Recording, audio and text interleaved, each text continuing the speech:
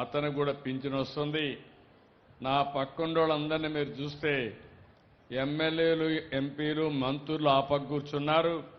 నా మధ్య మాత్రం వీళ్లే కూర్చున్నారంటే నా ఆలోచన అంతా కూడా వీళ్ళ మీదనే ఉంటుందని చెప్పడానికే ఇది చేస్తున్నామని చెప్పి కూడా నేను మీకు తెలియజేస్తున్నా.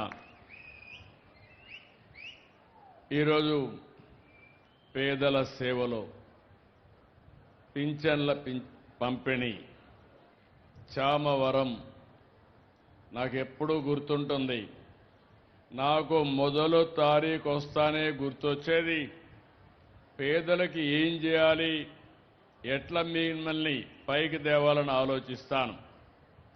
అదే సమయంలో ఈ తుని నియోజకవర్గం ఒకప్పుడు తెలుగుదేశం పార్టీకి కంచుకోట. ఆ రోజు యనమల రామకృష్ణ గారి యొక్క ప్రాతినిధ్యం.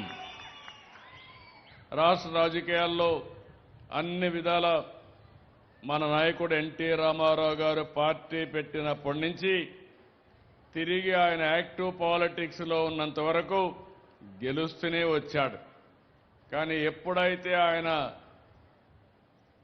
ఇండైరెక్ట్ ఎలక్షన్స్ అనుకున్నాడో అప్పుడు నియోజకవర్గం దెబ్బతినింది. ఇప్పుడు దివ్య గారు వచ్చారు. నాకు ఏమాత్రం అనుమానం లేదు, రాబోయే రోజుల్లో తుని నియోజకవర్గం తెలుగుదేశం పార్టీకి కంచుకోటగా, ఎన్డీఏకి కంచుకోటగా ఉంటుందని చెప్పి నేను మీకు తెలియజేస్తున్నా. ఈ నెలే 4వ తేదీ ఎన్నికల ఫలితాలు వచ్చాయి. ఈ నెలకు ఒక విశిష్టత ఉంది, ఒక హిస్టారికల్ మంత్ ఇది.